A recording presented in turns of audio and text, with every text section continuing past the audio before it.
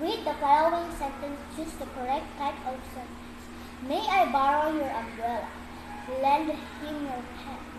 What an exciting day. Please stop chewing your gum. Joe was feeling nervous on his first day of school. I don't like to run. Don't touch anything until I come back. Do you like going to the beach? Look at the beautiful sunset. Please bring all your materials to class. Luhaton 1. Pagbasa ang kalingawan ni Lolo. Klaro ang direksyon sa magtutudlo. Mga pulo. Ngit-ngit, kusinero, kada adlaw.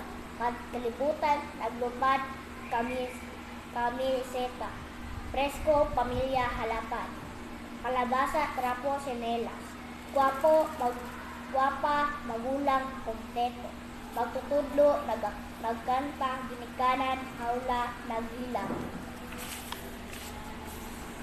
Gagawin 1. Nilinis nila ang agyo rito. Nagluto at nagpalansya ang akong kanina. Mga salita. Hiyaw, mabigat, prutas, nagagalit, blusa, kalabaw, kahoy, trompeta, baliw, kaso, himay, basurahan, galiw, pitaka, planta, kaibigan, kumpo, hapon, ripo, maganda. Mga pangungusap, bumili kami ng bagong suklay. Masarap uminom ang tsokolate na mainit. Task 1.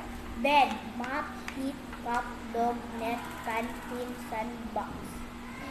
Words. Clat, jump, eat, drink, stand, dance, fly, pencil, basket, helmet.